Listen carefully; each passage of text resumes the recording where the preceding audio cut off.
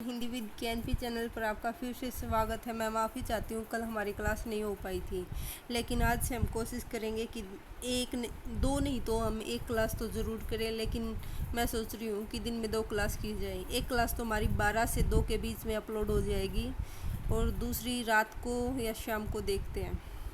चलो आज हम कुछ इम्पोर्टेंट क्वेश्चन हैं, ये 2023 वाले, जो 2023 स्टेट हुआ था ना, उसके हिंदी पोर्शन वाले क्वेश्चन हैं, इनको देख लेते हैं। यहाँ से भी हमें बहुत हेल्प मिलेगी व्याकरण में। पहले हम व्याकरण का ही कुछ कर लेते हैं। संज्ञा के संबंध में कौन सा संगत नहीं है, यहाँ पे नहीं पूछा है, हमें इस नहीं को अंडरलाइन कर लेना है।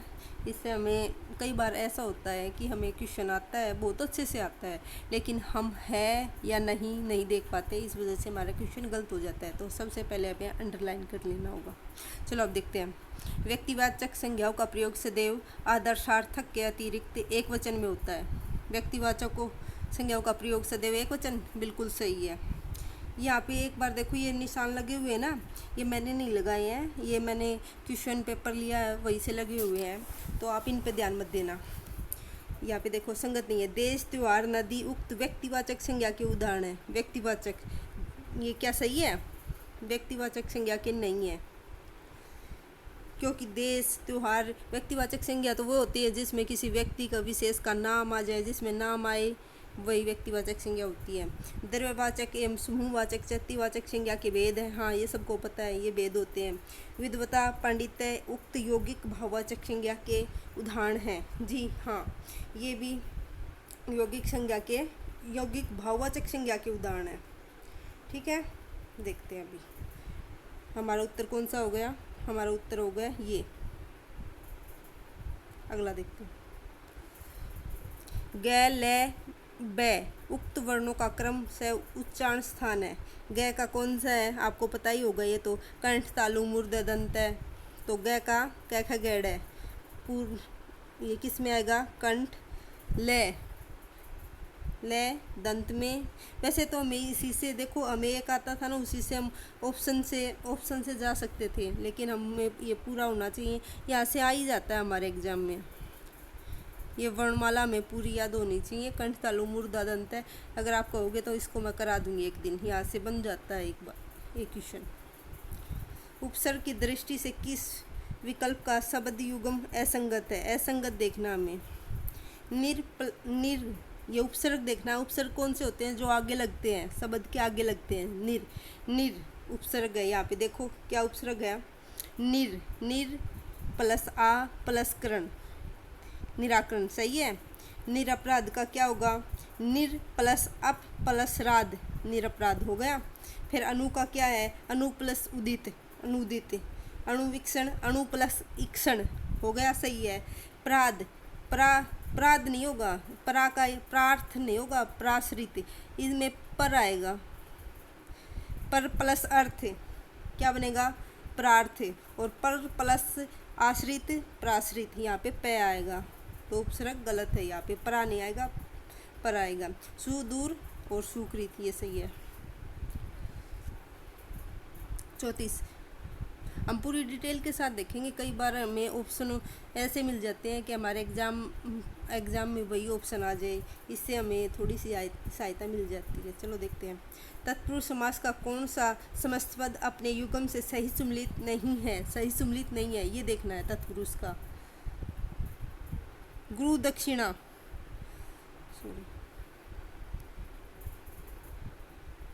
गुरु दक्षिणा का क्या होगा? गुरु के लिए दक्षिणा, के लिए। और यहाँ पे क्या है? संबंध तत्पुरुष के क्या चिन्ह होते हैं? का, के, की। तो का, के, की नहीं है ना, तो यही होगा, नहीं पूछ रखा है यहाँ पे। देशाटन, देश में अटन, ये ठीक है। अधिकरण का क्या होता है? में पर, तो ये सही है, में पर। रेखांकित, रेखाओं द्वारा अंकित, के द्वारा करण, सही है। देश निर्वासित, देश से निर्वासित अपादान, अलग होना, मतलब कि देश से निर्वासित हो रहा है, तो ये भी सही है। हमारा गलत पूछ रखा है, इसमें तो गलत ही है। गुरु दक्षिणा का क्या होगा? गुरु के लिए दक्षिणा, यहाँ पे संबंध है, संबंध नहीं होगा, के लिए होगा। संबंध नहीं होगा, संबंध का के की होता है, संप्रदाय संप्रदान में होता है के लिए, गुरु के लिए दक्षिणा, संप्रदान तत्पुरुष।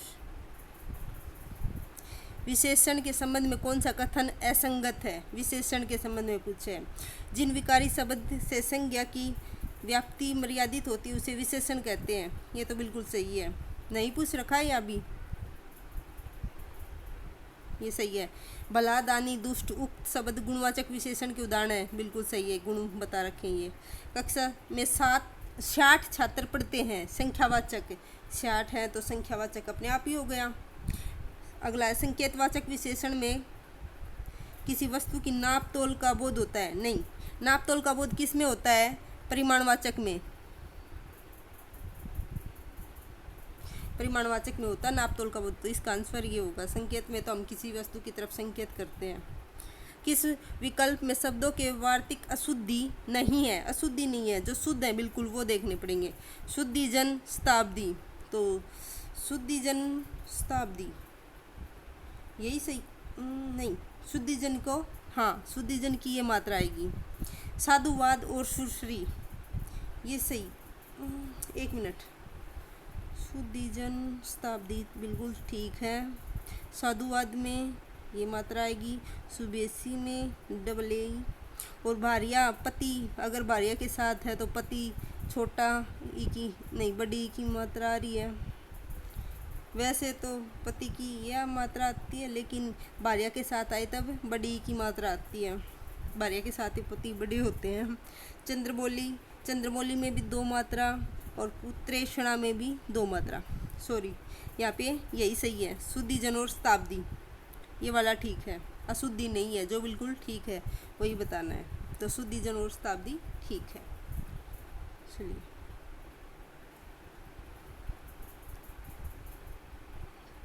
किस क्रमांक में कादम्बरी, कादम्बिनी, कादम्बरी और कादम्बिनी शब्द युग्म का सही अर्थ है?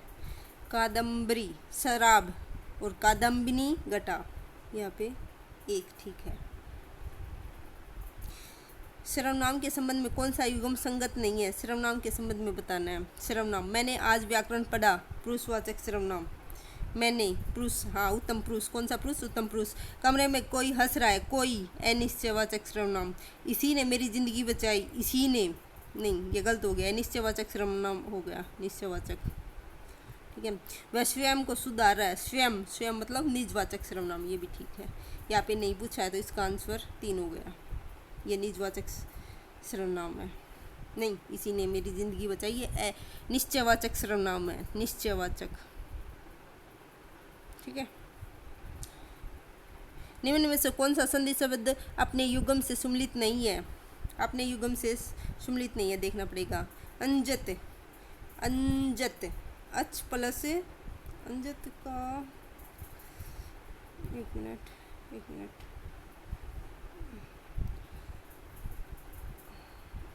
अच प्लस अंत, अंजत, अंजत, ठीक है।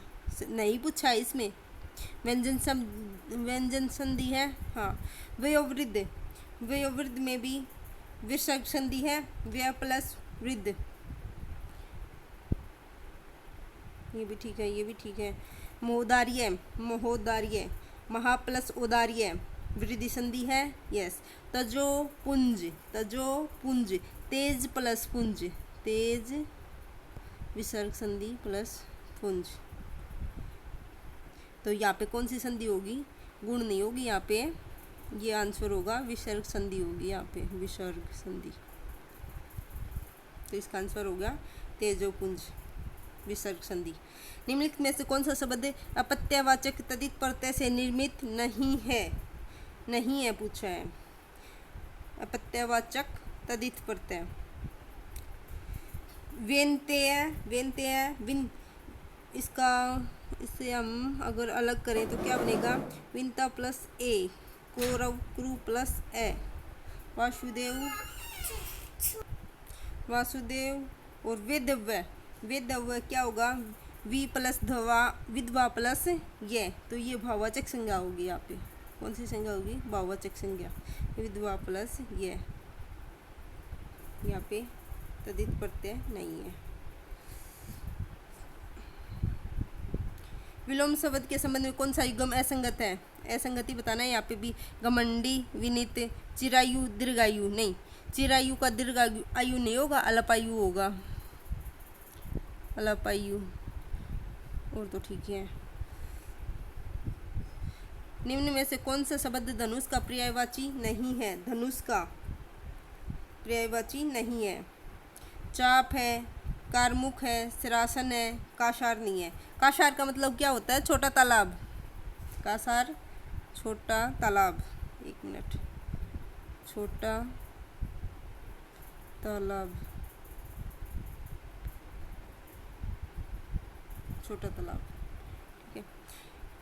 नीम हकीम खतरे जान, उक्त लोकोक्ति का सही अर्थ है नीम हकीम खतरे जान, मतलब अल्प ज्ञान खतरनाक होता है। किस विकल्प का वाक्य पूर्वकालिक क्रिया का उदाहरण होता है? पूर्वकालिक क्रिया वो होती है जो पूर्व में हो चुकी है, मतलब खेल कर, कर कर जिसमें कर आएगा वो पूर्वकालिक होती है। यहाँ पे नहीं पूछा। खेल कर, हाँ। तुम्हें ऐसा करना शोभा नहीं देता। सीता खाना बनाकर, बनाकर, यस। अध्यापक उदाहरण देकर, कर कर, ये भी पूर्वकालिक है। ये पूर्वकालिक नहीं है। ऐसा करना शोभा नहीं देता, ये पूर्वकालिक नहीं है। वाक्यांश के एकल शब्द के संबंध में कौन सा युग्म असंगत है? कौन सा शब्द असंगत है ये बताओ। जिसे वहन करना कठिन हो, यही गलत है। जिसे वहन करना कठिन हो वो क्या होगा? दुर्व्यय या दुर्वहनीय होगा। दुर्व्यय या दुर्वहनीय होगा, ठीक है। जिसे किसी ने न सूंघा हो, अनाघ्रात, जो कोई काम करने की इच्छा, जिज्ञासा, विजय प्राप्ति की तीव्र इच्छा, विजिगीषा, ये सभी ठीक है। तो आज के लिए बस इतना ही। प्लीज़ चैनल को लाइक शेयर सब्सक्राइब कर दें। आपका धन्यवाद। कल फिर मिलते हैं एक ऐसी क्लास के लिए, या आज शाम को मिलते हैं। धन्यवाद।